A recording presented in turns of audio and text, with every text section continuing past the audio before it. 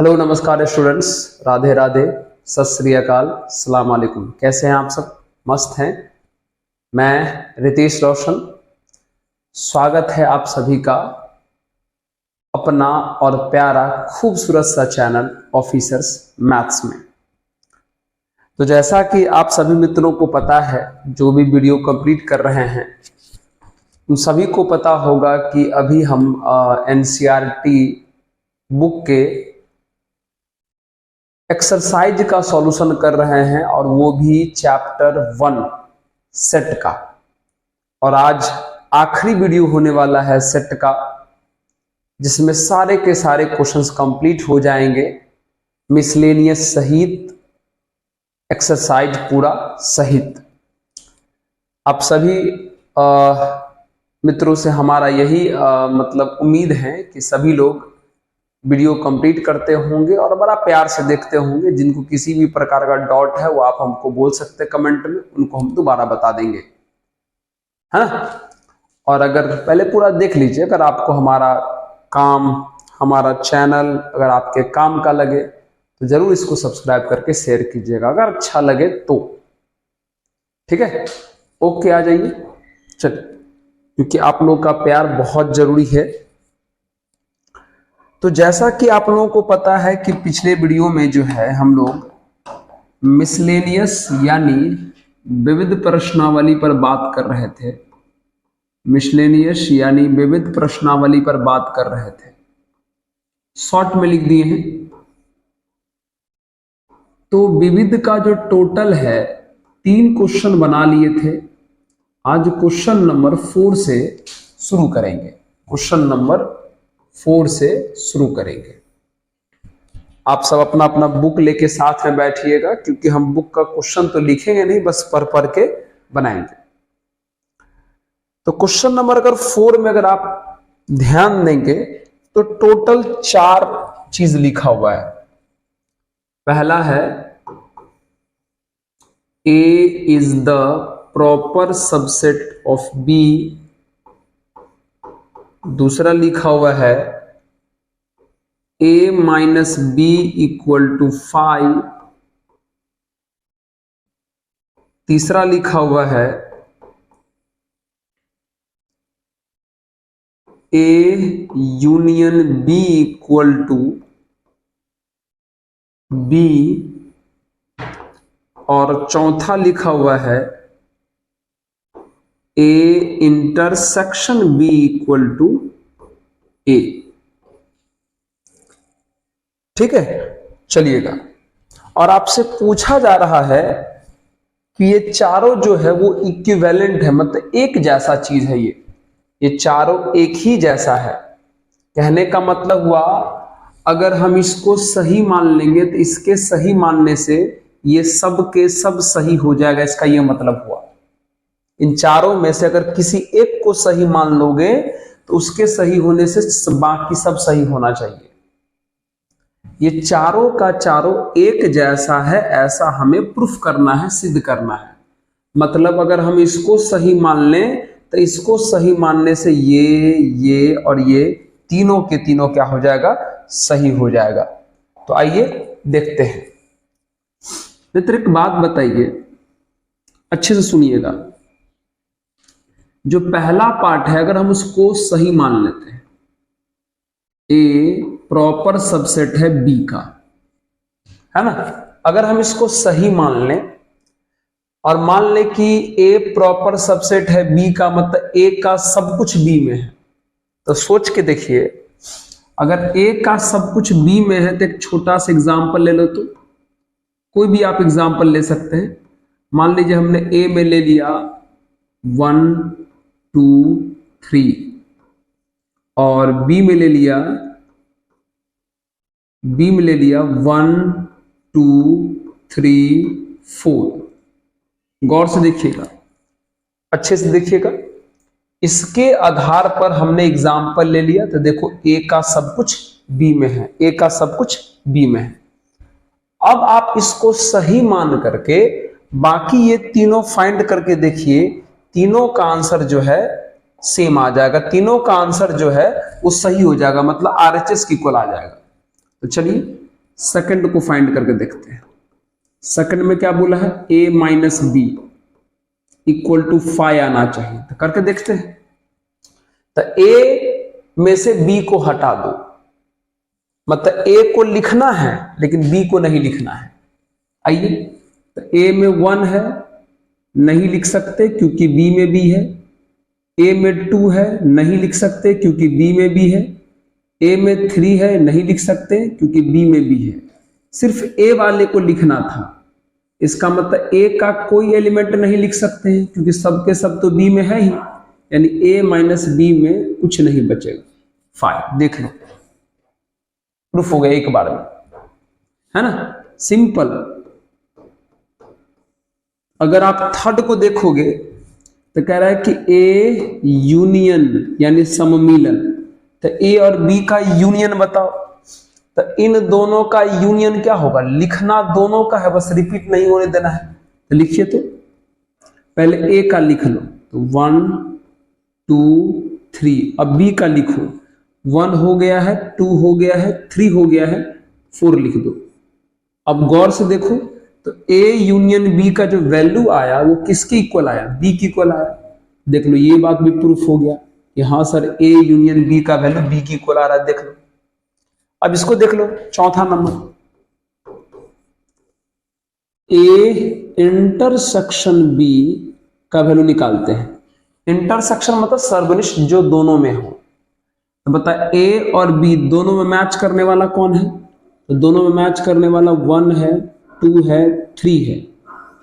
अब बताइए, इसका आंसर ये आया और ये आंसर किसकी इक्वल है, सर a की इक्वल है।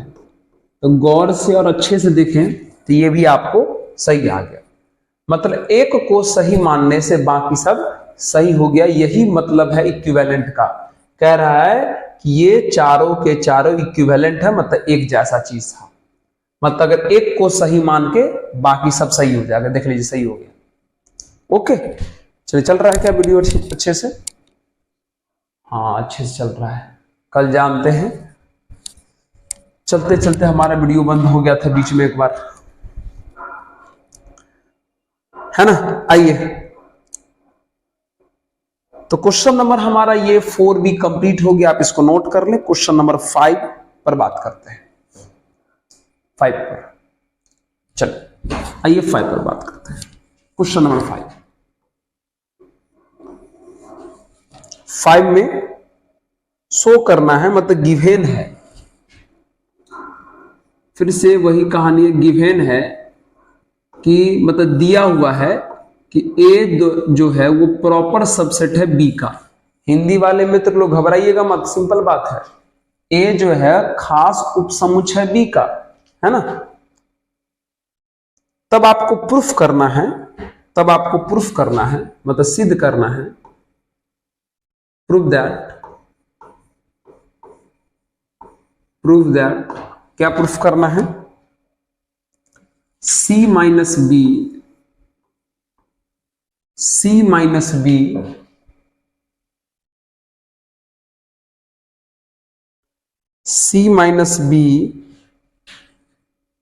प्रॉपर सबसेट है c माइनस a के। ठीक है, ये चीज आपको प्रूफ करना है। ओके, ठीक है, आराम से हो जाएगा, कोई बात नहीं, ध्यान देंगे बस। c के बारे में कुछ नहीं कहा गया है तो कोई दिक्कत नहीं। आप इसे एग्जाम्पल लेके प्रूफ कर सकते हैं, वेन डायग्राम से प्रूफ कर सकते, जैसे मन करे वैसे प्रूफ कर सकते हैं, है ना, जैसे मन करे वैसे प्रूफ कर सकते हैं। ठीक है, तो चलिए शुरू करें क्या? आइए, एक छोटा सा एग्जाम्पल लेके ही प्रूफ कर देते हैं। छोटा सा एग्जाम्पल लेके अगर प्रूफ कर दें, या वेन डायग्राम लेके भी प्रूफ कर सकते हैं, उससे कोई आंसर पे फर्क नहीं पड़ेगा। चलिए, आइए एक छोटा सा एग्जाम्पल ले लेते हैं, मजा आ जाएगा तुरंत। चलिए, ए बी का प्रॉपर सबसेट है, तो चलो ए इक्वल टू हम ले लेते हैं 1 2, ठीक है। अब बी इक्वल टू ले लीजिए 1 2 3। अच्छा, सी के बारे में कुछ नहीं कहा गया है, तो सी के बारे में जब कुछ नहीं कहा गया है तो आप अपने मन से सी जो आपका इच्छा करे ले सकते हैं, जो आपका इच्छा करे आप सी ले सकते हैं। तो सी कुछ ऐसा ही लीजिए ताकि इन्हीं लोगों से जुड़ा हुआ आपको दिखाई दे। कुछ अजीब मत ले लीजिएगा, मजा नहीं आएगा फिर। जैसे मान ले लेते हम 1 ले लिए, उसके बाद 3, 4, 5 ले लिए, ठीक, आराम से। अब आइए चलिए, तो सबसे पहले हम C माइनस बी फाइंड करते हैं। C minus B, C minus B का क्या मतलब हुआ? C में से B को हटा दीजिए, मतलब C को लिखिए लेकिन B को मत लिखिए। तो लिखिए, तो C में 1 है, B में 1 है, नहीं लिख सकते हैं। C में 3 है, B में भी 3 है, नहीं लिख सकते हैं। C में 4 है, लिख सकते हैं। C में 5 है, लिख सकते हैं क्योंकि B में नहीं है। ये C माइनस बी का वैल्यू आ गया। ओके, उसके बाद C माइनस ए निकालिए, तो C माइनस ए निकालिए। तो C माइनस ए का क्या मतलब हुआ? C को लिखिए और उसमें से एक को हटा दीजिए। आइए, C में 1 है, इसमें भी 1 है, नहीं लिख सकते। 3 इसमें नहीं है, लिख सकते हैं। 4 इसमें नहीं है, लिख सकते हैं। 5 इसमें नहीं है, लिख सकते हैं। निकल गया C माइनस ए। अब गौर से देखिए, तो C माइनस बी का सब कुछ C माइनस ए में है ना, C माइनस बी का सब कुछ C माइनस ए में है ना, तो प्रूफ हो गया कि C minus B is the proper subset, मतलब खास उपसमुच है C माइनस ए का। प्रूफ हो गया, ठीक है। चलिए, किसी प्रकार का कोई दिक्कत नहीं, रिलैक्स होकर प्रूफ हो गया। ओके, चल नेक्स्ट बात करते हैं क्वेश्चन नंबर 6 की। हटा दे इसको। चलिए क्वेश्चन नंबर 6 की बात करते हैं। चलिए, क्वेश्चन नंबर 6 भी बढ़िया क्वेश्चन है। गिवेन, दिया है। गिवेन यानी दिया हुआ है। क्या दिया हुआ है? पावर सेट घात समुच्च A बराबर पावर सेट B घात समुच्च B, ये दिया हुआ है। मतलब मान लेना है ये बराबर ये, तब आपको प्रूफ करना है। फिर से प्रूफ दैट, प्रूफ करना है कि A इक्वल टू B होता है। A इक्वल टू B होता है, ये बात आपको प्रूफ करना है। ठीक है, आइए ध्यान देते हैं मित्र, अच्छे से सुनना। A का पावर सेट और B का पावर सेट इक्वल है। अब आप ध्यान से सुनना, अच्छे से, बहुत ही अच्छे से सुनना। ये तो डायरेक्ट लॉजिक के आधार पे हो जाएगा मित्र। अगर आप इसको प्रूफ करने जाएंगे तो A का power set equal to B का पावर सेट है। और आपको पता है कि पावर सेट जो है वो सबसेट से बनता है। पावर सेट जो है वो सबसेट से बनता है। इसका मतलब A का सबसेट और B का सबसेट, A का उपसमुच्च और B का उपसमुच्च सेम है, तब तो A का पावर सेट और B का पावर सेट इक्वल है। ध्यान सुनना, पावर सेट सबसेट से बनता है, उपसमुच्च से बनता है। इसका यह मतलब हुआ कि A का सबसेट और B का सबसेट सेम है। हुआ? आइए पहले लिख लेते हैं। देयरफॉर, इसका क्या मतलब हुआ? Subsets of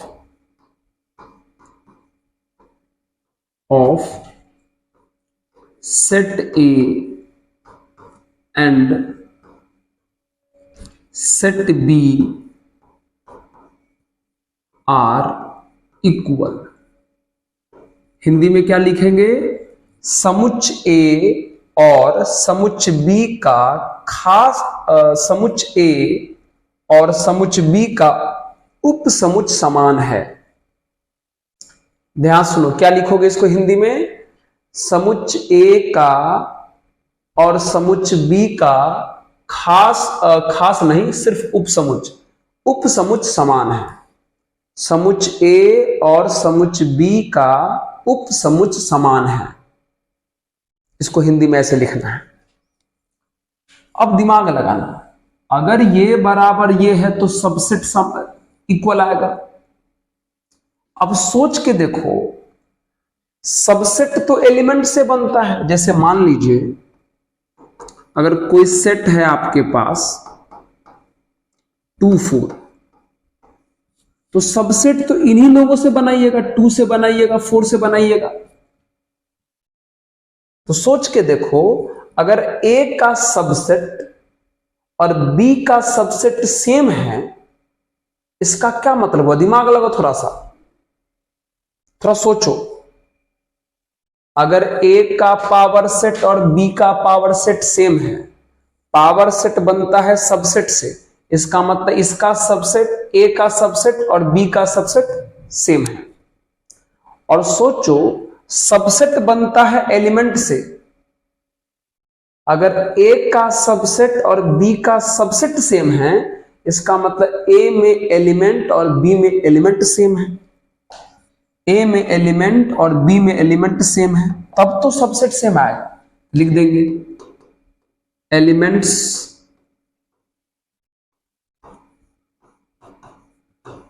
of set A and set B are equal. Hindi में क्या लिखेंगे? समुच्च ए और समुच्च बी में अवयव समान है। अवयव समान है। अब सोच के देखिए, जब दो सेट में एलिमेंट सेम हो जाएगा, इसमें भी 1 2, इसमें भी 1 2, जब दोनों में एलिमेंट सेम हो जाएगा तो आप दोनों सेट को क्या कहोगे? सर इक्वल कहोगे, मतलब ए इक्वल टू बी। देख लो, प्रूफ हो गया। देख लीजिए, प्रूफ हो गया। थोड़ा सा कॉमन सेंस लगाना था। सबसेट का मतलब पता होना चाहिए, एलिमेंट से बनता है तो सबसेट सेम तो एलिमेंट सेम। पावर सेट का मतलब पता होना चाहिए था, पावर सेट सबसेट से बनता है तो पावर सेट सेम तो सबसेट सेम। प्रूफ हो गया, देख लीजिए, सिर्फ लॉजिक से। ओके, चलिए नेक्स्ट बात करते हैं क्वेश्चन नंबर 7 की। नोट कर लें इसको अच्छे से। अच्छा, वीडियो एक बार देख लेते हैं हम। चलिए आइए, question number 7।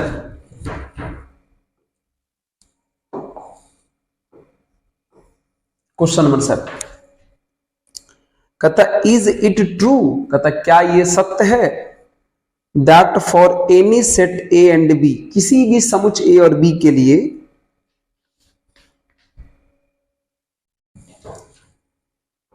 Power set of A union power set of B equal to power set of A union B. इसके बारे में पूछा है कि क्या ये किसी भी सेट के लिए सही है, और अगर सही है तो अपने आंसर को प्रूफ कीजिए। पूछ रहा है क्या ये बराबर ये है। आइए ठीक है, चेक कर लेते हैं। शुरू कर लें क्या? आइए दिखाते हैं, एकदम बढ़िया से ध्यान दीजिएगा। चलना, थोड़ी देर के लिए हम मान लेते हैं, लेट एक सेट ले लेते हैं ए इक्वल टू 1 2, एक सेट ले लेते हैं बी इक्वल टू 1 2 3। ठीक है, अब बताइए, अब हम ए यूनियन बी निकाल लेते हैं, जो ये क्वेश्चन में डिमांड है। तो ए यूनियन बी निकालोगे 1 2 3 हो जाएगा। अब क्या कर लो, सबसेट लिखो। सबसेट मतलब उपसमुच्च, सबसेट्स ऑफ ए। तो ए का सबसेट लिखो, तो कैसे लिखोगे? पहले एक ये सब थ्योरी में लिखना बता दिए हैं, तो डायरेक्ट अगर क्वेश्चन देखने आए हैं तो मित्र ऐसा मत कीजिएगा, ठीक है। चलिए सबसे पहले एक एलिमेंट से सेट बनाओगे, तो पहले 1 से बना लिए, फिर 2 से बना लिए, फिर 1 और 2 से बना लिए, और फिर लास्ट में 5। अगर A का सबसेट आ गया तो A का पावर सेट भी आ जाएगा। तो डायरेक्ट हम क्या करते हैं, इसी को पावर सेट में यहां कन्वर्ट कर देते हैं। सबसेट तो लिख लिए, अब इसी को लिख दीजिए P ऑफ A। तो ये पावर सेट कैसे होगा, वापस इसको करली ब्रैकेट में बंद कर दीजिए, जितना भी सबसेट है उसको वापस करली ब्रैकेट में बंद कर दीजिए। ये A का क्या हो गया, यह A का पावर सेट हो गया। अब B का निकालिए, तो B का पावर सेट निकालने के लिए आपको B का सबसेट लिखना पड़ेगा। तो लिखो, तो B का सबसेट कितना हो जाएगा, पहले 1 से बनाओगे, फिर 2 से, फिर 3 से, फिर 1 और 2 से, फिर 2 और 3 से, फिर 1 और 3 से, उसके बाद 1 2 3 से, और फिर लास्ट में 5। देखो तो 8 गो हो गया क्या, 1 2 3 4 5 6 7 8 हो गया। अब वापस इन सभी को करली ब्रैकेट में बंद कर दे, इसी को कहेंगे power set of B.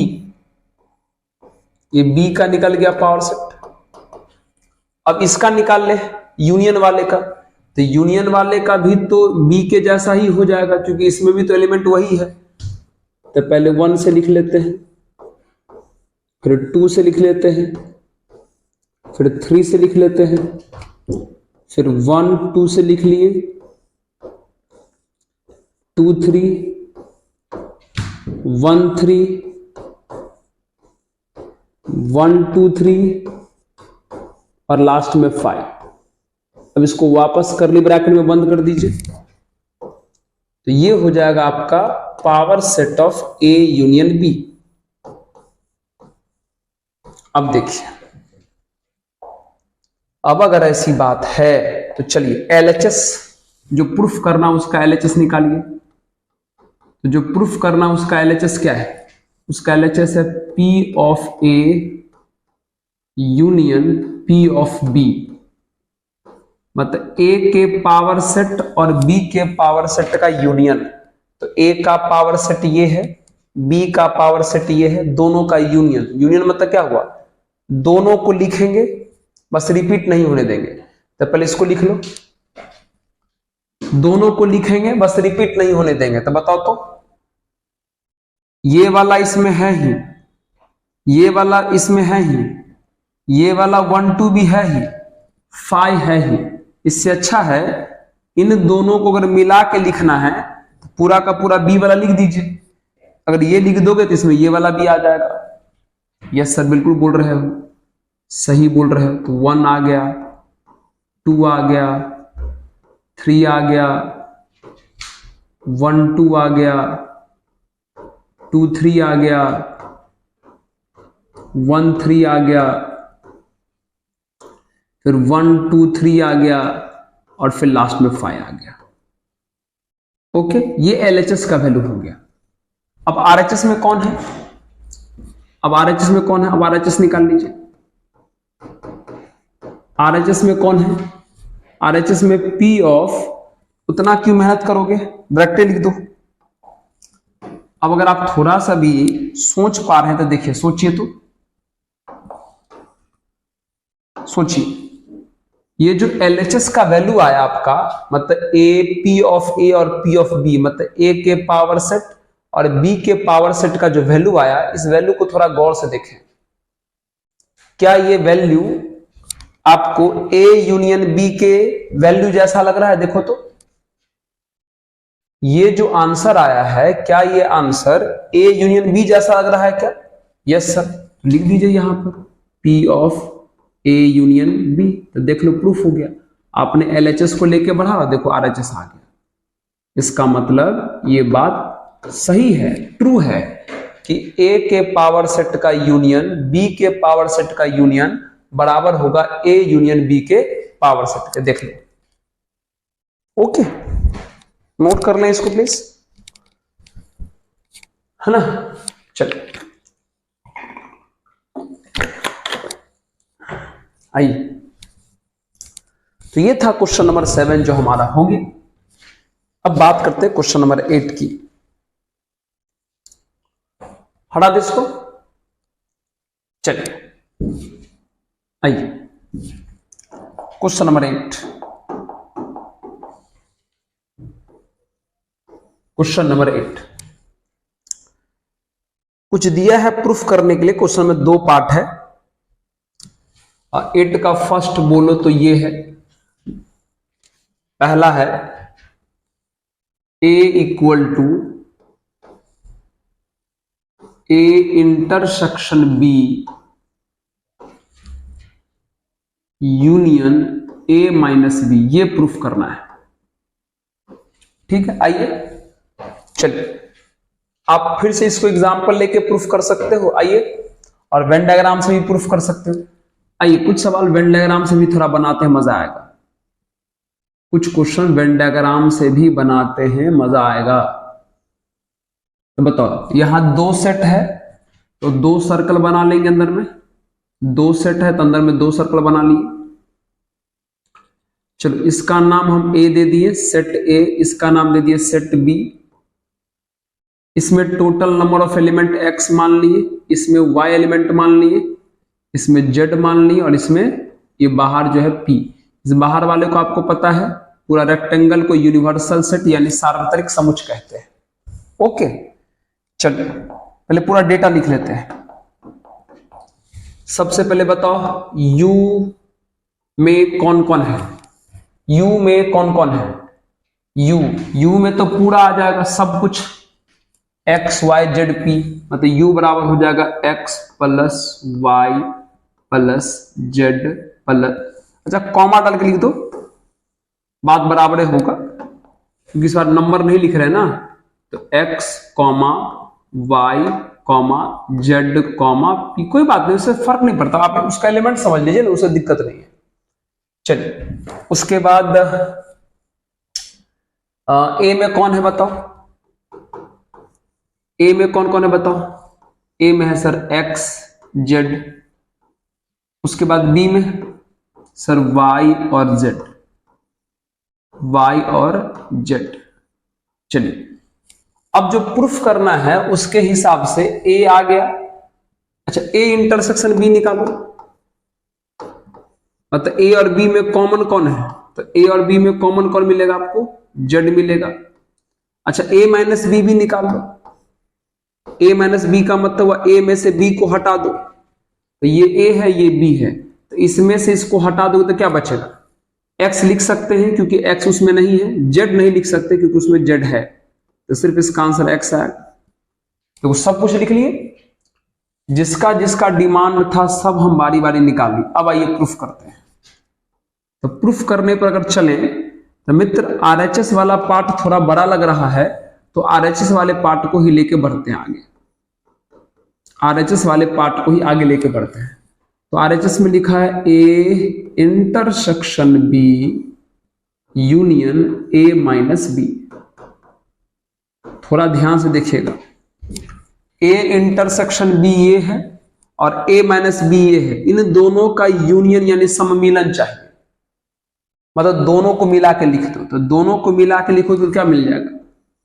X comma Z मिल जाएगा सर।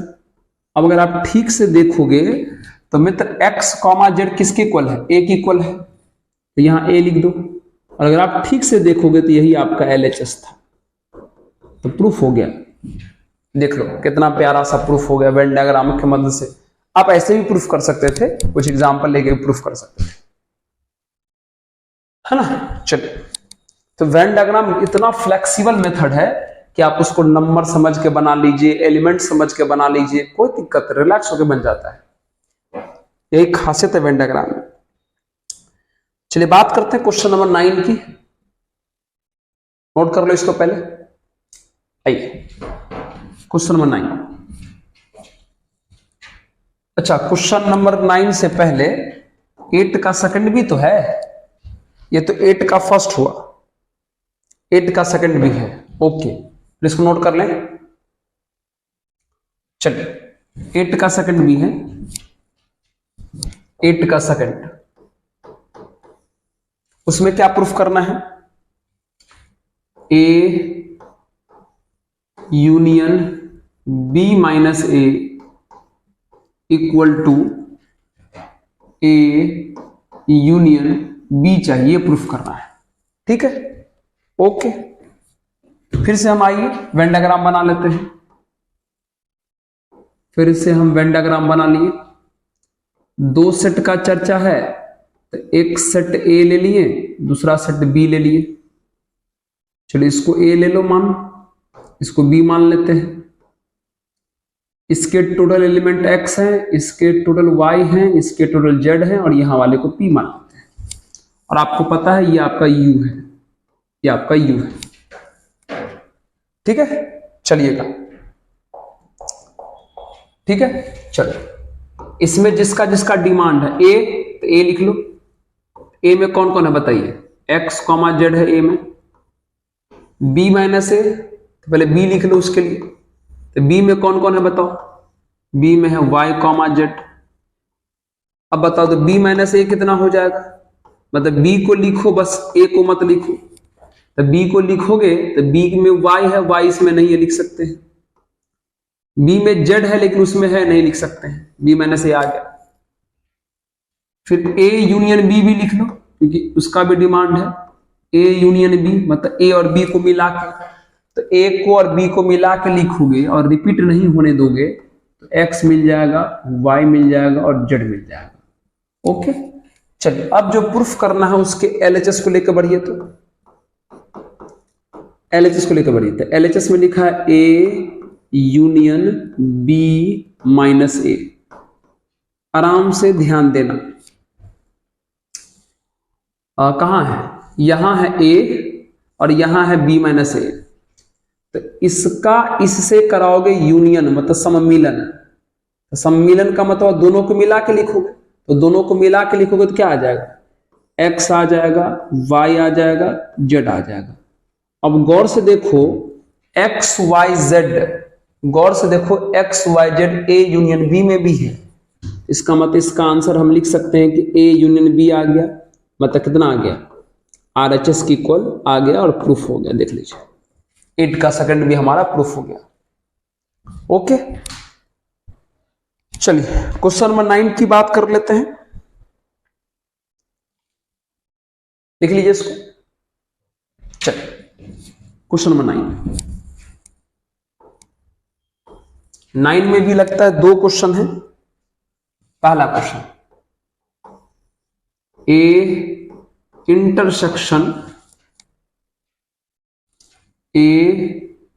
इंटरसेक्शन बी बराबर ए, ये प्रूफ करना है ना?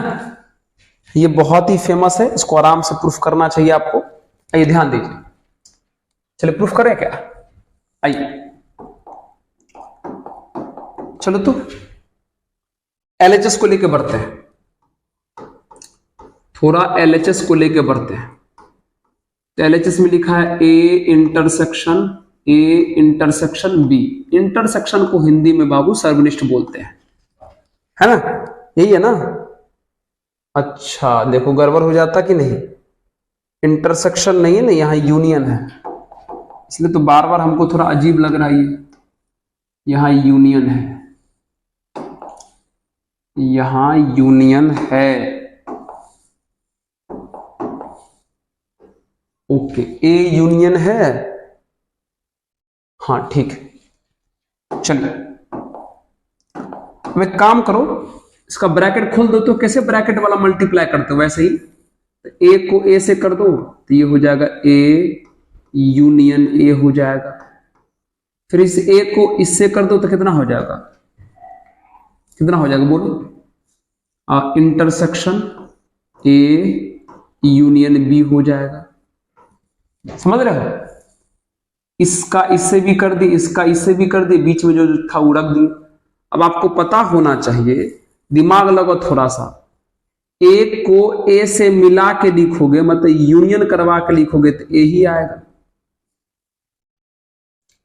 आएगा ना। और ये है इंटरसेक्शन, और ये है ए यूनियन बी। अच्छे से देखना, थोड़ा सोचना आराम से।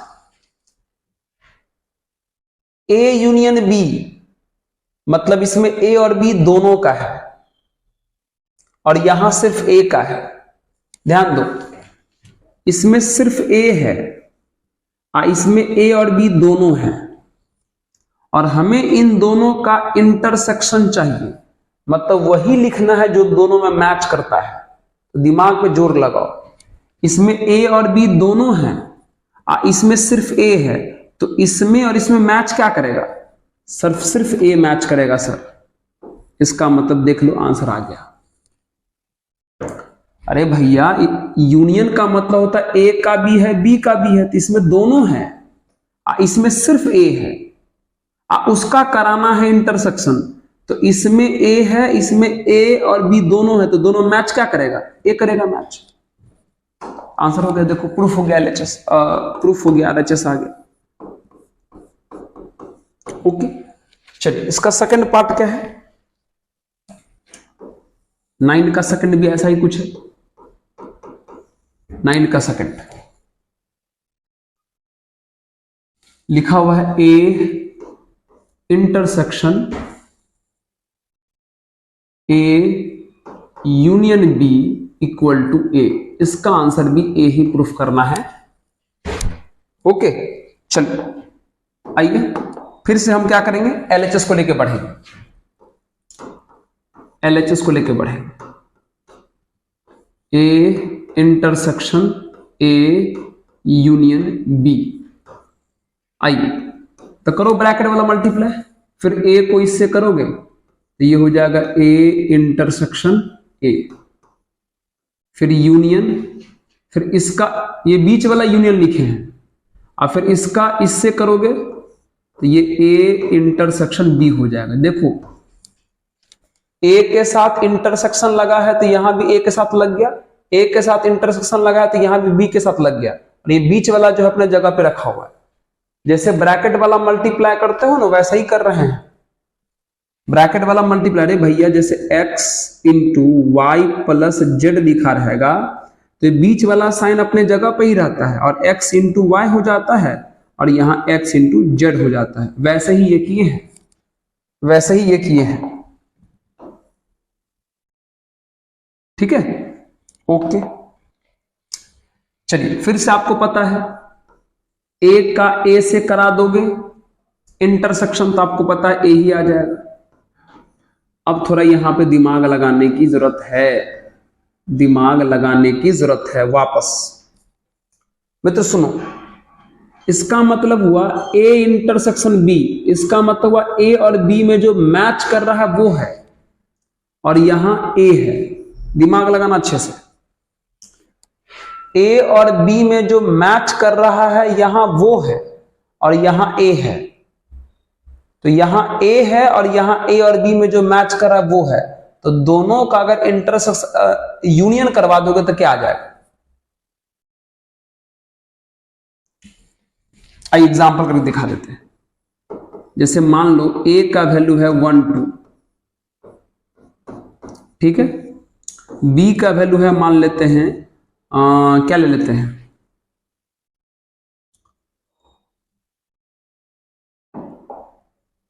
ठीक है, इसमें ले लेते हैं कितना, इसको थोड़ा सा बढ़ा दो, उससे फर्क नहीं पड़ता, बात बराबर आएगा। 1 2 3, इसमें ले लो 1 2। अब बताओ ए पता है, अब इन दोनों का बताओ इंटरसेक्शन। तो ए और बी का इंटरसेक्शन मतलब इन दोनों मैच करने वाला कौन हो जाएगा? 1 और 2। थोड़ा दिमाग लगाओ। अब इसको और इसको अगर यूनियन करवाओगे, इसको और अगर इसको यूनियन करवाओगे मतलब दोनों को मिला के लिखोगे तो क्या आ जाएगा? 1 2 3 आ जाएगा।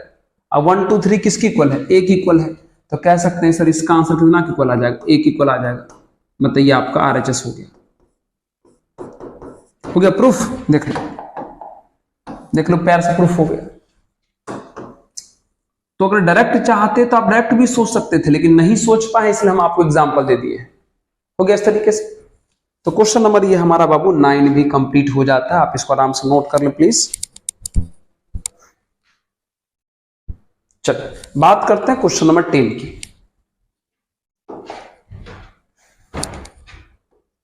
क्वेश्चन नंबर 10,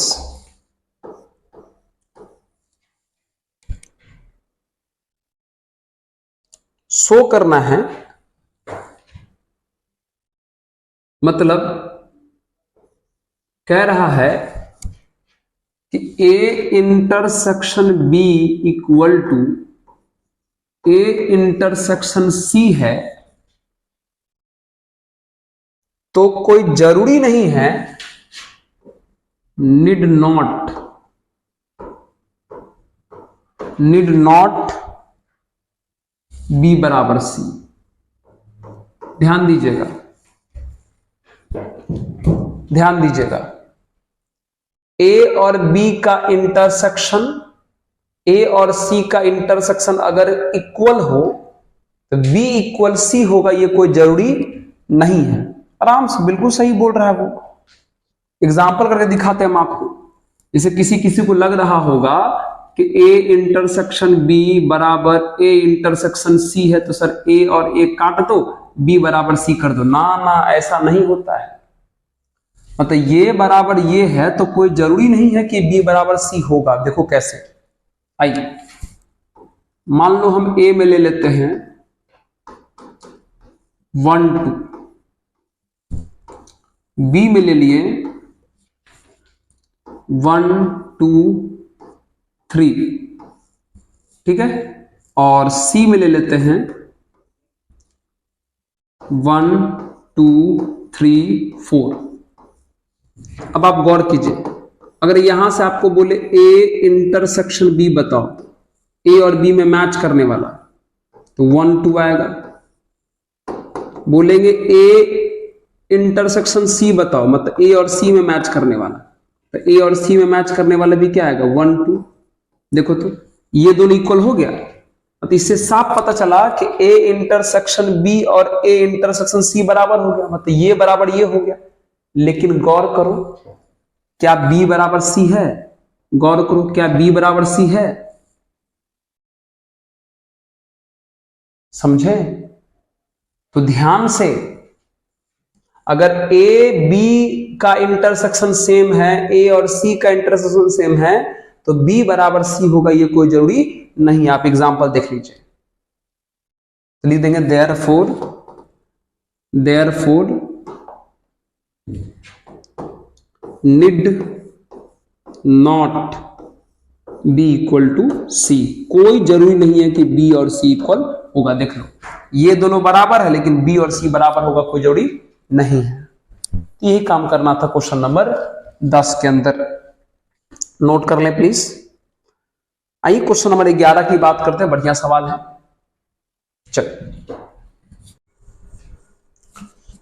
चलिए मित्रों, क्वेश्चन नंबर 11 की हम लोग बात करते हैं। इस वीडियो को हम 2 पार्ट में बनाए हैं, है ना, और दोनों को एक ही में ऐड कर दिए हैं, ठीक है। चलिए, तो क्वेश्चन नंबर 10 तक कंप्लीट कर चुके थे, क्वेश्चन नंबर 11 की हम लोग बात कर रहे हैं, आपको पता है।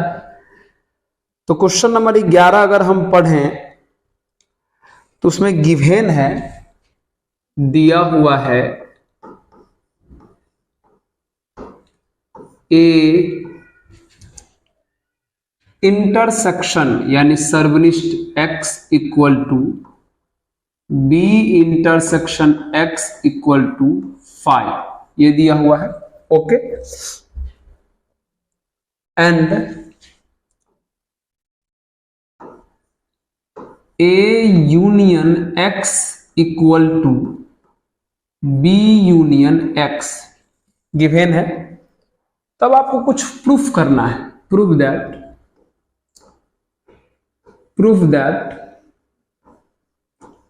प्रूफ करना है मित्र, a इक्वल टू बी, ये आपको प्रूफ करने के लिए कहा गया है, ओके। चलिए शुरू कर लें। हाँ, आइए ध्यान दीजिएगा इधर।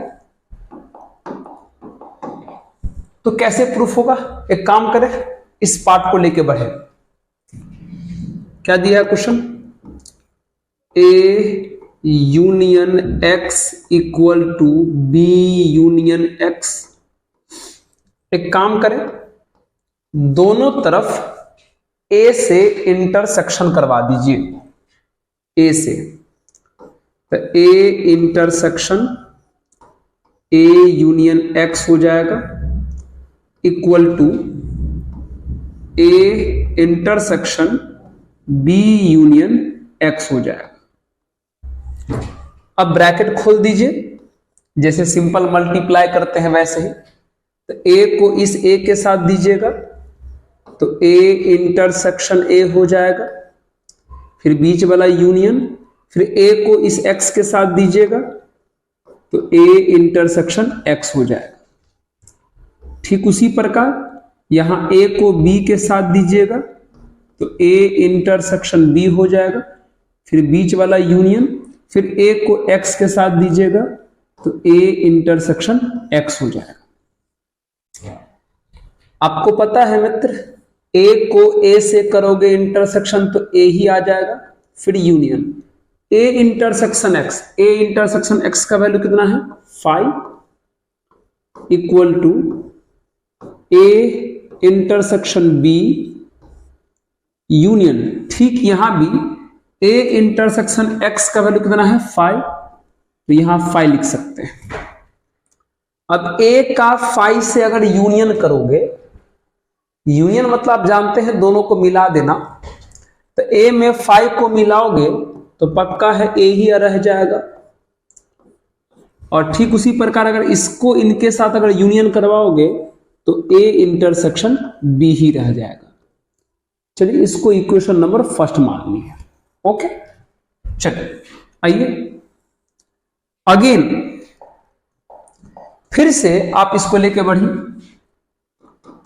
ए union X equal to B union X को अब क्या कीजिए, दोनों तरफ बी से करा दीजिए इंटरसेक्शन, तो B intersection A union X हो जाएगा equal to B intersection B union X हो जाएगा। अब इसको सॉल्व कर दें, ब्रैकेट खोलिए, इसको इससे के साथ दोगे तो बी इंटरसेक्शन ए, फिर यूनियन, फिर बी को एक्स के साथ दोगे तो बी इंटरसेक्शन एक्स आ जाएगा इक्वल टू, फिर यहां बी को बी के साथ दोगे तो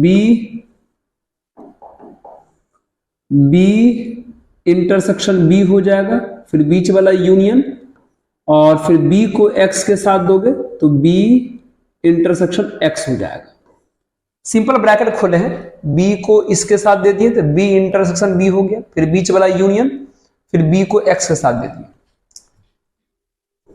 आप बी इंटरसेक्शन ए को ए इंटरसेक्शन बी भी लिख सकते हैं, union B intersection X, B intersection X का वैल्यू कितना है 5,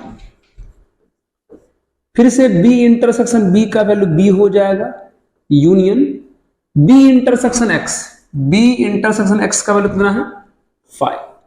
ओके, अब इनका 5 के साथ क्या कराना है यूनियन, फिर से वही बात होगी, अगर इनका 5 के साथ यूनियन कराओगे, यूनियन मतलब दोनों को मिलाओगे, तो दोनों को मिलाओगे तो ए इंटरसेक्शन बी आ जाएगा, और फिर बी को 5 के साथ अगर मिलाओगे तो बी ही रह जाएगा, कोई दिक्कत।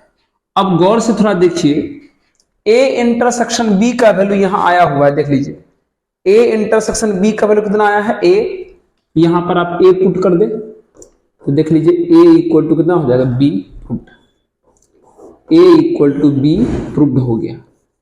तो ये है क्वेश्चन नंबर 11, इस प्रकार से खूबसूरत तरीके से बन गया। चल अच्छे से चल रहा है वीडियो, बहुत बढ़िया। आइए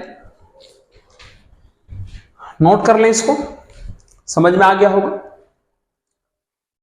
चलिए क्वेश्चन नंबर 12 की बात करते हैं। क्वेश्चन नंबर 12, क्वेश्चन नंबर 12 अगर आप पढ़ेंगे तो लिखा हुआ है कि find set A B and C समुच्च ए बी सी ज्ञात करना है सच दैट, गिवन क्या दिया है सुनिएगा, ए बी सी फाइंड करना है, ताकि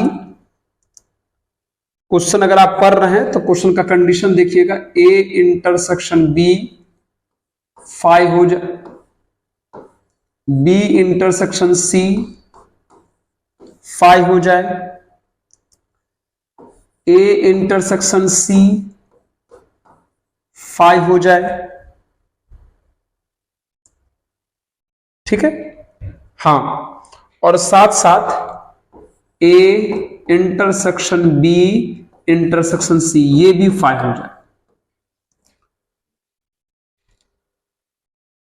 अच्छा, ये 5 नहीं हो, नॉन एम्प्टी दिया, ये नॉन एम्प्टी लिखा है कि A intersection B non empty होना चाहिए, B intersection C non empty होना चाहिए, ए इंटरसेक्शन सी भी नॉन एम्प्टी होना चाहिए, लेकिन A intersection B intersection C जो है वो एम्प्टी होना चाहिए, मतलब खाली। मतलब इन तीनों, इसका कुछ ना कुछ इंटरसेक्शन होना चाहिए, इसका भी कुछ ना कुछ इंटरसेक्शन होना चाहिए, इसका भी कुछ ना कुछ इंटरसेक्शन होना चाहिए, लेकिन इन तीनों का इंटरसेक्शन कुछ भी नहीं होना चाहिए। तब आपको ए बी सी लिखने के लिए कहा गया है। मित्र, इस कंडीशन को सेटिस्फाई करने वाला बहुत सेट हो सकता है, बहुत ज्यादा। तो आप कोई भी एग्जाम्पल लिख दीजिएगा अच्छा सा जो आपको ठीक लगे। तो जैसे कि हम लिख रहे हैं ए इक्वल टू कुछ भी लिख देते हैं, चलिए हम ए के जगह पर ले लिए ए कॉमा बी, बी में डाल दिए हम बी सी डी, और सी में डाल दिए डी ई एफ।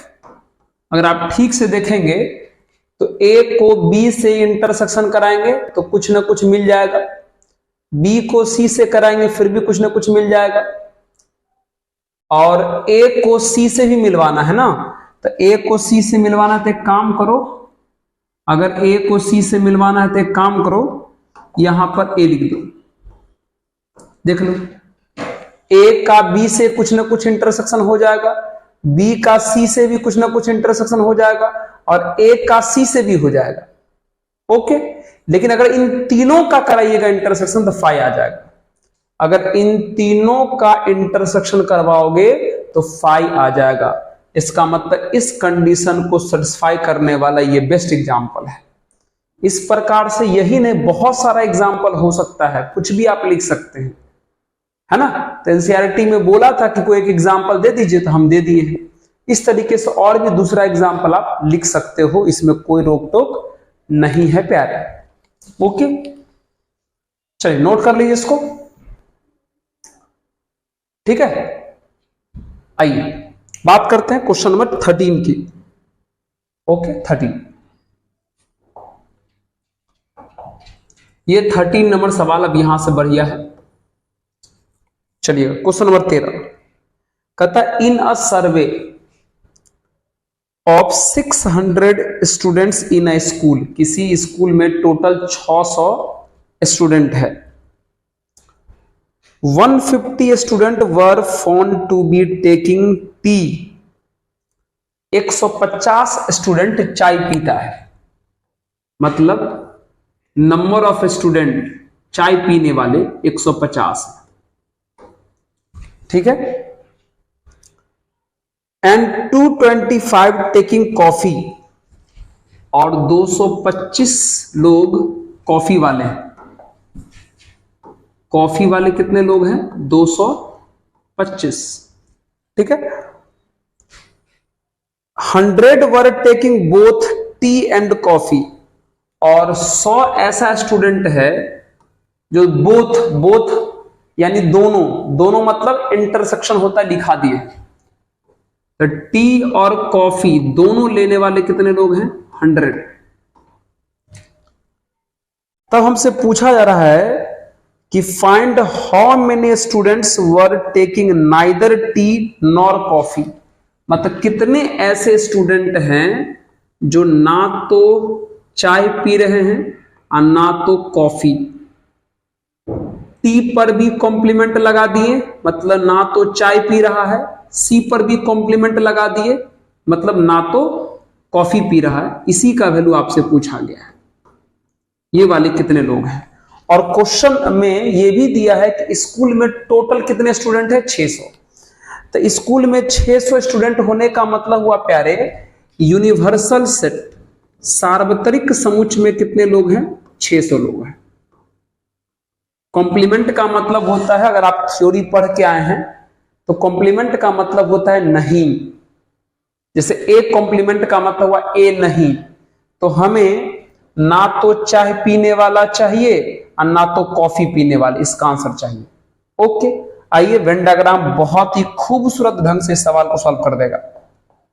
चलते हैं वेन डायग्राम के पास, इधर ध्यान दीजिएगा थोड़ा सा। ओके चलिए,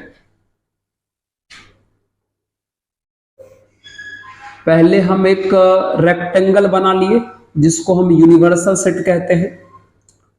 ओके, ये आपका यू है। आपको ध्यान रखना है यहां कितने सेट का चर्चा है, 2, टी और कॉफी। तो जब 2 सेट है तो अंदर में 2 सर्कल बनाएंगे, अंदर में 2 सर्कल बनाएंगे, एक टी वाले और एक कॉफी वाले। ठीक है, आइए मान लेते हैं इसमें टोटल x एलिमेंट है यानी अवयव है, इसमें टोटल y है, इसमें टोटल z है और यहां पर p है। अब आइए लिखिए सबका डेटा। 150 है चाय वाले, 150 है टी वाले, मतलब कौन, x प्लस z, यानी x प्लस z वाले 150 लोग हैं।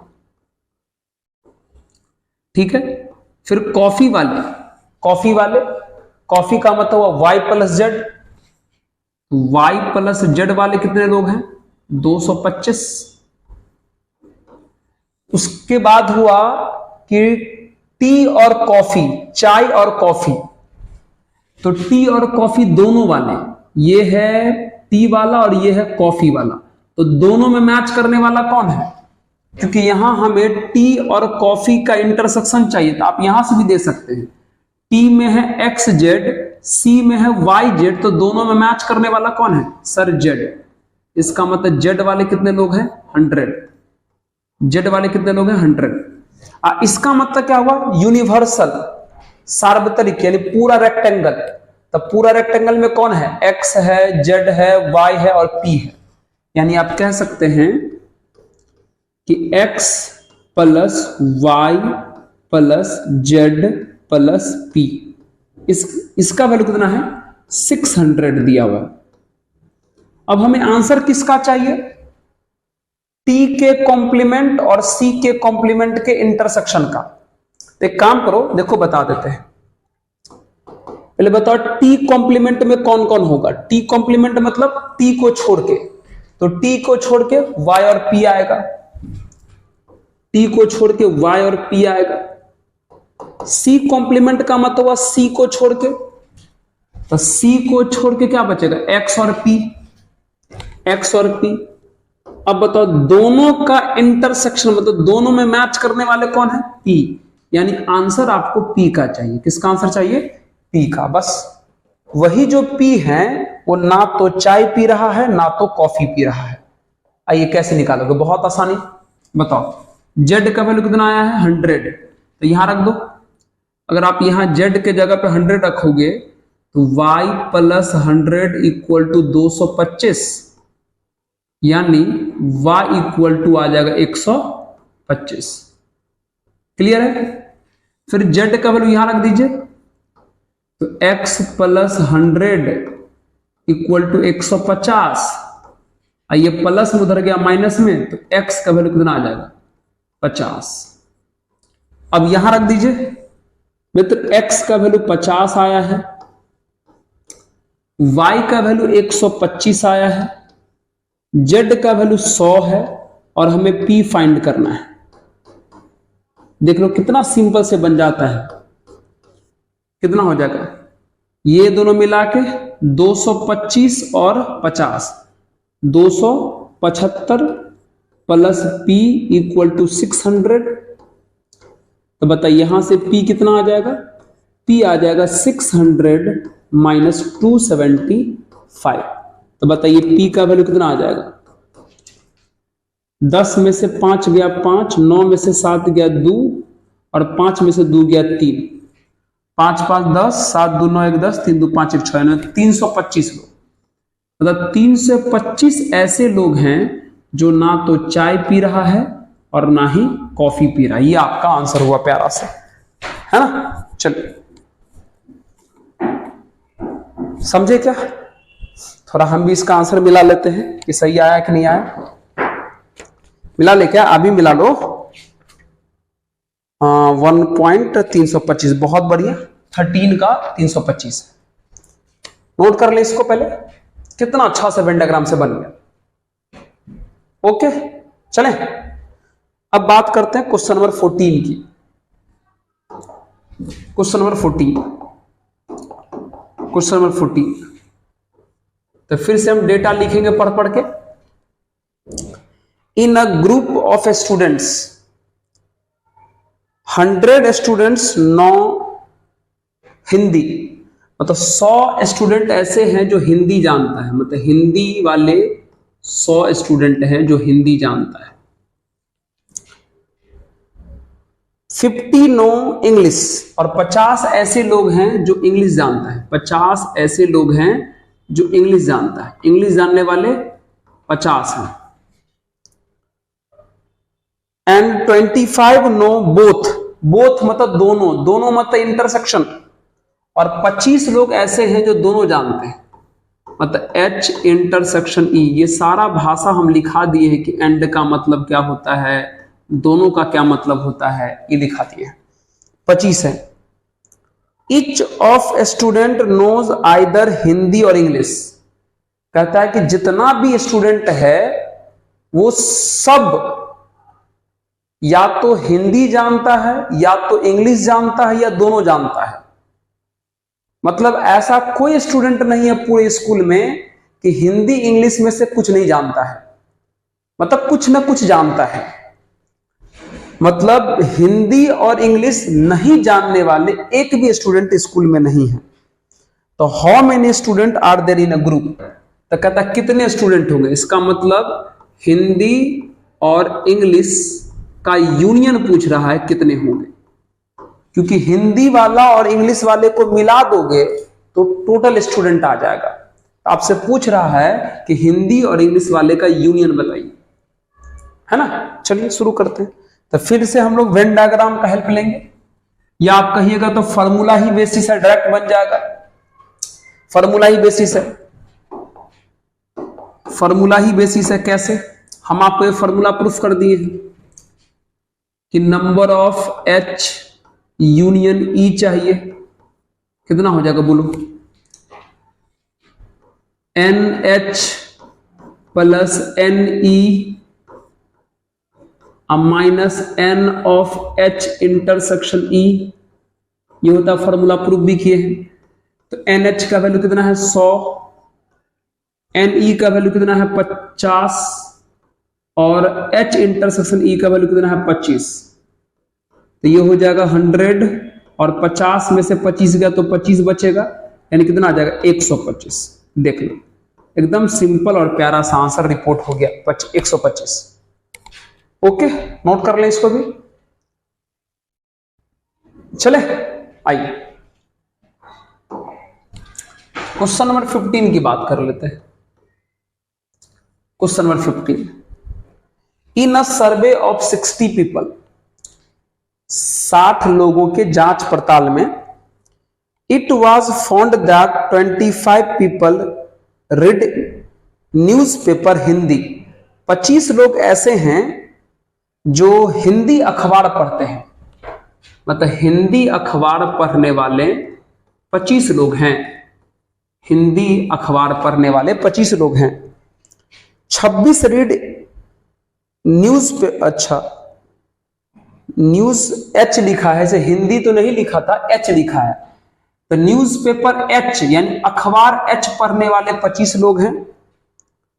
न्यूज़पेपर T पढ़ने वाले, मतलब अखबार टी पढ़ने वाले कितने लोग हैं? अखबार का नाम दे दिया है टी, 26 लोग हैं।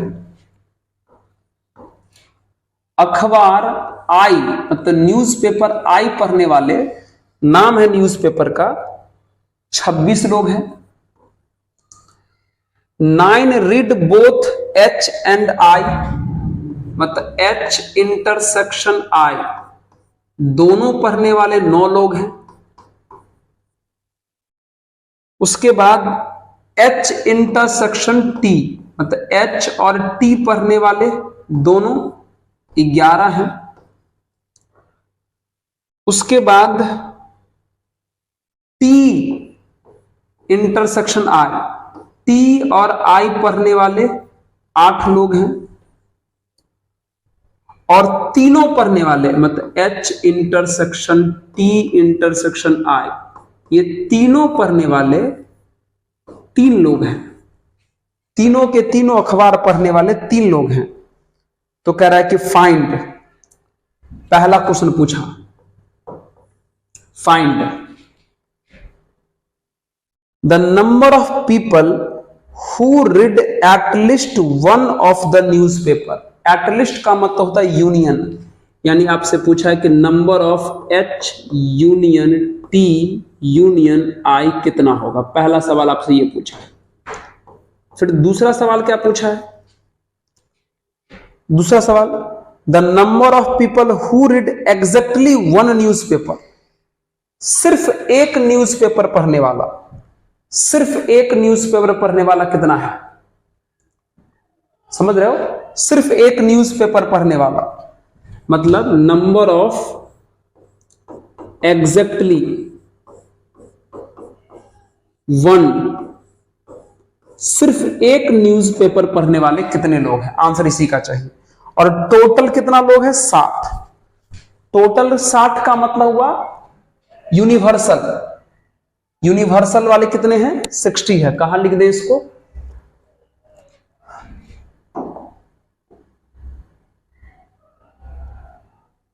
ठीक है, यूनिवर्सल मतलब सार्वत्रिक में कितने लोग हैं? 60 लोग हैं। 100% ये सवाल वेन डायग्राम का है ना। चलिए आइए बनाते हैं। वेन डायग्राम से तुरंत अब बन जाएगा, सवाल समझ में आ जाएगा। तो सबसे पहले हम क्या किए, एक यूनिवर्सल सेट यानी रेक्टेंगल तैयार कर लिए। अगर आप क्वेश्चन को गौर से पढ़ोगे, इसमें 3 सेट का चर्चा है, एच टी और आई। तो यहां पर 3 सर्कल बनाएंगे, यहां पर 3 सर्कल बनाएंगे, यहां पर 3 सर्कल बनाएंगे। बन गया। चलिए इसका नाम हम एच दे दिए, इसका नाम हम टी दे दिए और इसका नाम हम ई दे दिए। ओके। चलिए मान लीजिए इसमें x लोग हैं, इसमें y, इसमें z, इसमें p, इसमें q, इसमें r, इसमें s और यहां है t लोग। थोड़ा बोर्ड पर ध्यान दीजिएगा अच्छे से प्लीज। चलिए बहुत बढ़िया, अच्छे से ध्यान दीजिएगा। ये इसका क्या मतलब हुआ? पूरा। u का मतलब हुआ सब। u तो पूरे रेक्टेंगल को बोलते हैं, u तो पूरे रेक्टेंगल को बोलेंगे मतलब सब। तो सब मिलाओ तो कौन कौन आ जाएगा? सब मिलाओगे तो x plus y plus z plus p plus q plus r plus s plus t बराबर 60। ये है। ठीक है, ओके। ध्यान देना अच्छे से बोर्ड पे। उसके बाद यहां h में कितने लोग हैं? h में h वाला देख लो। h वाला अगर सर्कल देखो तो कौन कौन आ जाएगा? x plus p plus s plus q, इसमें 25 लोग हैं। उसके बाद t में कौन कौन है? t में t वाला सर्कल देखो तो p plus y plus s plus r, इसमें 26 लोग हैं। और इसमें भी 26 हैं क्या? 2 में 26 है। फिर I में देखो कितने लोग हैं? अच्छा I नहीं, इसका नाम आई है, ई नहीं, इसका नाम आई है। आई में कितने लोग हैं? आई में है Q plus S plus R plus Z, ये भी 26 लोग हैं। अब थोड़ा यहां ध्यान देना अच्छे से, H और I में कॉमन लोग इंटरसेक्शन, तो यहां H है यहां I है, तो H और I में मैच करने वाले कितने हैं? H और I में मैच करने वाले S हैं और Q हैं, यानी Q प्लस S का वैल्यू 9 दिया हुआ है। फिर H और T में मैच करने वाले, H ये है और T ये है, इन दोनों में मैच करने वाले P और S है, यानी P प्लस S बराबर 11 है। ओके, फिर T और I में मैच करने वाले, इन दोनों मैच करने वाले R और S है, मतलब R प्लस S वाले कितने हैं? 8। फिर तीनों में मैच करने वाले, H में, T में और I में, इन तीनों में मैच करने वाले कौन है? तो देखोगे तो सिर्फ कौन है जी? S है, यानी S वाले 3 लोग हैं। और आपसे आंसर इसका पूछा है, किसका पूछा है? H union T union I। Union का मतलब मिला के लिखना, तो H को, T को और I को, अगर तीनों को मिला के लिखोगे, गौर से देखो, तीनों को मिला के लिखना है लेकिन एक भी रिपीट नहीं होने देना है, तो गौर से देखो, अगर तीनों को मिला के लिखोगे तो क्या क्या आ जाएगा? आ जाएगा X plus Y plus Z plus P plus Q plus R plus S आ जाएगा। अगर आप इन तीनों का यूनियन करवाओगे तो देख लो X plus Y plus Z plus P plus Q plus R plus S आएगा। अरे ऐसे भी देख लो नहीं यार, H वाला सर्कल, T वाला सर्कल और I वाला सर्कल मिला दोगे तो ये सब आ जाएगा, खाली T को छोड़ के। ये देख लो, ये वाला, ये पूरा आ जाएगा, X Y Z P Q R S, वही लिखे हैं। इसी का आंसर आपसे पूछा गया है। एक आंसर इसका भी पूछा है, एग्जैक्टली वन। एग्जैक्टली वन का मतलब सिर्फ एक पेपर पढ़ने वाला कोई भी, या तो सिर्फ H पढ़ने वाला, या तो सिर्फ T पढ़ने वाला, या तो सिर्फ I पढ़ने वाला। तो सुनो तो, सिर्फ H पढ़ने वाले कितने लोग हैं? X, या सिर्फ T पढ़ने वाले कितने लोग हैं? Y, या सिर्फ I पढ़ने वाले कितने लोग हैं? Z। देखो, ये जो X है वो सिर्फ H पढ़ता है, ये जो Y व्यक्ति है वो सिर्फ T पढ़ता है, और ये जो Z है वो सिर्फ I पढ़ता है। तो एग्जैक्ट एक पेपर पढ़ने वाला X plus Y plus Z हुआ, सिर्फ एक पेपर पढ़ने वाला। ये देखो, X सिर्फ H पढ़ता है, Y सिर्फ T पढ़ता है, Z सिर्फ I पढ़ता है। आइए सबका निकाले वैल्यू, तो बहुत आसानी से निकल जाएगा, ध्यान देना बोर्ड पर बस आराम से। देखो S का वैल्यू 3 है, अगर आप यहां पर अगर S का वैल्यू पुट करोगे तो R प्लस 3 इक्वल टू 8, तो सिंपल हम यहां से R का वैल्यू बोल सकते हैं कि 5 आ जाएगा, है ना। S का वैल्यू अगर यहां 3 पुट करोगे तो प्लस उधर गया माइनस में, यहां भी पुट कर दो, तो P प्लस S का वैल्यू अगर यहां पर अगर आप 3 पुट करते हो 11, तो सिंपल हम बोल सकते हैं यहां से P का वैल्यू 8 आ जाएगा। अगर S का वैल्यू यहां भी पुट करोगे तो Q प्लस 3 इक्वल टू 9, तो सिंपल हम बोल सकते हैं यहां से Q का वैल्यू आ जाएगा 6। ठीक है, यहां पुट कर दीजिए, यहां पुट करिए, बताइए Q का वैल्यू कितना आया है? Q का वैल्यू आया है 6, S का वैल्यू कितना है? 3, R का वैल्यू कितना है? R का वैल्यू है 5, और हमें Z चाहिए इक्वल टू 26। तो बोलो यहां से Z कितना आ जाएगा, बताइए। 6 3 9 5 14, तो प्लस में गया उधर माइनस में, तो 26 में से 14 गया तो कितना होगा? 12, तो Z का वैल्यू 12 आ गया, है ना। ठीक उसी प्रकार यहां पे करके देख लो, इसमें है ना, इसमें इस वाले में, ये देख रहे हो, इस वाले में। ठीक है, चलिए करके दिखाते हैं। करो तो, करो तो, कैसे करोगे? यहां ले आए क्या? देखो Q plus S, Q plus S plus R plus Z बराबर कितना है? 26। बताइए Q का वैल्यू कितना है?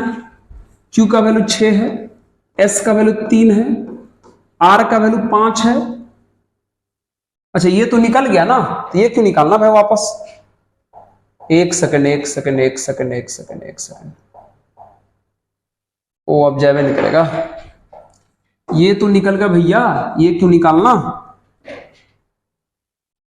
हाँ ये तो निकल गया था, निकाले हुआ ये तो निकल गया था हमारा। इसको छोड़ो हटाओ, इसको छोड़ो हटाओ, दूसरे को पकड़ो, इसको पकड़ दे, इसको, इसको, ये वाले, इसको देख लो क्या लिखा हुआ है यहां, यहां क्या लिखा है, यहां देख लीजिए, P plus Y plus S plus R equal to 26। बताइए P का वैल्यू कितना है?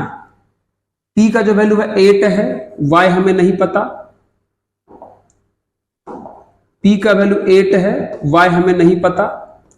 S का वैल्यू कितना है? S का वैल्यू 3 है, और R का वैल्यू कितना है? 5 है, और बराबर 26। तो बोलो तो यहां से कितना आ जाएगा Y? 8 3 11, अब 5, 11 5 16, तो 16 उधर प्लस में, उधर गया माइनस में, तो कितना आ जाएगा? 10। यानी y का वैल्यू 10 आ जाएगा। तो आप बोल सकते हो यहां से y कितना आ जाएगा? 10। तो जब y 10 आ गया, इसको मिटा देते हैं, क्योंकि आप लोग समझ चुके हो कि y का वैल्यू 10 कैसे आया है। इसको मिटा देते हैं। अब ठीक उसी प्रकार इस पार्ट को लेके बढ़िए, इस पार्ट को लेके बढ़िए, इस पार्ट को लेके, है ना? बताइए क्या लिखा है? x plus p plus s plus q बराबर 25 है। x प्लस p का वैल्यू कितना है? 8, s का वैल्यू 3 और q का वैल्यू 6 बराबर 25। कितना आ जाएगा बोल दो? कितना आ जाएगा? 8 3 11 और 6 17। अब प्लस में हो गया, उधर माइनस में, तब 25 में से 17 गया 8, यानी x का वैल्यू कितना आ जाएगा? 8 आ गया। अब सब कुछ आ गया आराम से, जिसका वैल्यू डिमांड में था उसको पुट कर दिया, आंसर आ जाएगा। चलिए आइए यहां पुट कर दिया, आंसर आ जाएगा। चलिए चलिए x का वैल्यू कितना आया है? 8 प्लस y कितना आया है? 10, फिर z कितना आया है? z कितना आया है? 12, उसके बाद p कितना आया है? 8, q कितना आया है? 6, और उसके बाद p हो गया, q भी रख दिए, फिर r कितना है? 5, और s कितना है? 3। तो बोलो फाइनली कितना आ जाएगा इसका आंसर सॉल्व करने पर? 18 12 30, 30 8 38 और 6 44 और 5 49 और 3 52, यानी 52 ऐसे लोग हैं यूनियन वाले। At least H union P union I वाले कितने? 52। अब इसका निकाल लो, इस वाले का एग्जैक्टली 1 वाले का। X कितना आया था? 8, Y आया है 10, और Z आया है 12। कितना आ जाएगा? 30। तो एग्जैक्टली एक पेपर पढ़ने वाले कितने लोग हैं? 30 लोग हैं। देख लो आंसर, थोड़ा मिला लो तो आराम से। हम ही मिला लेते हैं, अभी मिला लो जल्दी, मेरे से पहले मिला लो। बुक रखे होंगे साथ में तब ना। 52 और 30 बिल्कुल सही आंसर है, नोट किया जाए इसको। हाँ देखिएगा क्वेश्चन ज्यादा हार्ड नहीं था, थोड़ा सा अरेंजमेंट और वेन डायग्राम का खूबसूरत वाला क्वेश्चन। ओके चलिए last question, question number 16, note कर लें इसको। क्वेश्चन नंबर 16 आखिरी। चलिए 16 नंबर क्वेश्चन क्या दिया है, डेटा देखते हैं। In a survey it was found that 21 people like product A product A को पसंद करने वाले 21 लोग हैं, 26 लाइक प्रोडक्ट बी, और 26 लोग ऐसे हैं जो प्रोडक्ट बी को पसंद करते हैं, ठीक है। एंड 29 लाइक प्रोडक्ट सी, और प्रोडक्ट सी को लाइक करने वाले 29 लोग हैं। If 14 people like product A and B, A and B मतलब ए और बी का जो इंटरसेक्शन है वो वाले 14 लोग हैं, 14 लोग हैं। 12 people like product C and A, C और ए दोनों, सी और ए दोनों पसंद करने वाले 12 लोग हैं। 14 people like product B and C, B और सी दोनों पसंद करने वाले, सेम वैसा ही क्वेश्चन है जैसा पिछला वाला क्वेश्चन था, 14 लोग हैं। And 8 like all of the 3 product, और तीनों पसंद करने वाले A intersection B intersection C, तीनों के तीनों पसंद करने वाले 8 लोग हैं, तीनों के तीनों पसंद करने वाले 8 लोग हैं। कहता है find how many like product C only, सिर्फ सी पसंद करने वाले, नंबर ऑफ सी ओनली, सिर्फ सी पसंद करने वाले कितने लोग हैं ये आंसर करना है। बहुत बढ़िया, बहुत बढ़िया। चलिए शुरू करें क्या? डेटा एक बार मिला लीजिए तो 21, 26, 29, 21, 26, 29, 14, 12, 14 और 8। ओके, वही क्वेश्चन है सेम। तो आइए फिर से हम वेन डायग्राम बना लेते हैं। तो यहां भी 3 सेट का चर्चा है, तो 3 सेट वाला वेन डायग्राम बनाएंगे। सब बता दी है थ्योरी में, जो लोग एक एक वीडियो कंप्लीट करते होंगे सबको समझ में आता होगा, और जो लोग डायरेक्ट आते होंगे मित्र उसका हम कुछ नहीं कर सकते, वो हमको क्षमा कर दें। ये ए है प्रोडक्ट, ये प्रोडक्ट बी है, और ये है प्रोडक्ट सी। इसमें टोटल x लोग हैं, इसमें टोटल y लोग हैं, इसमें टोटल z लोग हैं, इसमें p लोग हैं, इसमें q लोग हैं, इसमें r लोग हैं, इसमें s, और ये बाहर में t है। ऐसे उस t का कोई जरूरत पड़ता नहीं है कभी। अच्छा, ऐसा बोलना गलत हो जाएगा, सवाल में वैसा डेटा नहीं दिया है तो इसलिए t का कोई काम नहीं पड़ रहा है, लेकिन कभी नहीं पड़ेगा जरूरत, ऐसा कहना गलत हो जाएगा। अब बताइए a में कौन कौन है बताइए। तो a वाला गोला देख लीजिए तो कौन कौन है, x plus p plus q plus s, 21 लोग हैं। फिर b वाला देख लीजिए, b वाला गोला देख लीजिए तो y plus q plus s plus r, ये है 26 लोग। फिर c वाला देख लीजिए, c वाला में कौन है, z plus p plus s plus r, ये है 29 लोग। फिर बताइए a और b का कॉमन, तो a और b में मैच करने वाला q और s है, तो q प्लस s का वैल्यू कितना है 14। c और a में, यहां a है और यहां c है, तो इसमें और इसमें मैच करने वाला p और s है ना, हाँ p और s है। c और a में मैच करने वाला p और s है, तो p प्लस s जो है 12 है। ओके, फिर b और c में मैच करने वाला, इस b में और इस c में मैच करने वाला s प्लस r है, 14 लोग हैं। फिर तीनों में मैच करने वाला a में b में c, तीनों में मैच करने वाला s लोग हैं, तो s का वैल्यू 8 दिए है। और वैल्यू किसका पूछा है, सिर्फ c का, तो सिर्फ c वाला कौन है, z। देख लो सिर्फ c वाला कौन है, z। आराम से देखो यहां गौर से, सिर्फ c वाला z ही है ना, पिक्चर को देखो गौर से, सिर्फ c वाला कौन है, z। तो z का आपको आंसर चाहिए। ओके, चलें सॉल्व करते हैं, चलिए सॉल्व करते हैं। तो s का वैल्यू 8 है, यहां रख दोगे।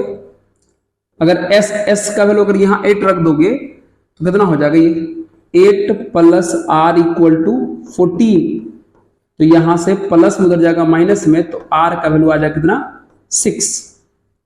यहां आ जाइए, अगर यहां रख दोगे तो p प्लस s का वैल्यू 8 है इक्वल टू 12, तो प्लस में उधर गया माइनस में, तो p का वैल्यू कितना आ जाएगा 4। s का वैल्यू अगर यहां रख दोगे 8, तो q प्लस 8 इक्वल टू 8 है, 18 नहीं है, q प्लस 8 इक्वल टू 14, तब प्लस में उधर गया माइनस में, तो q का वैल्यू आ जाएगा 6। अब यहां आ जाइए, यहां आ जाइए, z प्लस p कितना है हमारा 4 है, s कितना है 8 है, और r कितना है 6 है, बराबर 29। तो देखो एक बार में यहां से आपको z मिल जाएगा और वही आपका आंसर हो जाएगा। तो 8 4 8 12 6 18, तो 18 प्लस में उधर गया माइनस में, तो 29 में से 18 का कितना बचेगा 11, यानी z का वैल्यू 11 हुआ, यानी केवल सी पढ़ने वाले 11 लोग आपको मिलेंगे। जी हाँ, देख लीजिए, ये एकदम सेम वैसा ही सॉल्यूशन था जैसा क्वेश्चन नंबर 15 का था। बोलिए, इस प्रकार से एक एक क्वेश्चन, हर एक एक्सरसाइज का पूरा सेट हम कंप्लीट करवा दिए। सेट का 1.1 से लेकर के पूरा मिसलेनियस तक का एक एक सवाल करा दिए। आपको पहली बार पूरे यूट्यूब की दुनिया में ऐसा देखने को मिलेगा, और ऐसा हम सबका करवाएंगे। ऐसा नहीं कि 2-3 चैप्टर लोग में आपको करवा दिए बाकी छोड़ दिए, सबका कराएंगे। और सबसे बड़ी बात, पूरे 11th पूरा 12th सबका कराएंगे।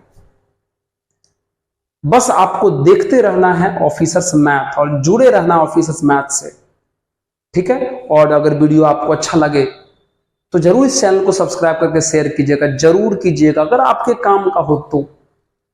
ओके, तो चलिए मित्र, आज का सेशन हमारा हो गया कंप्लीट। फिर से एक नए सेशन के साथ मुलाकात करेंगे अगली बार। तब तक के लिए आप सभी मित्रों को हमारा धन्यवाद।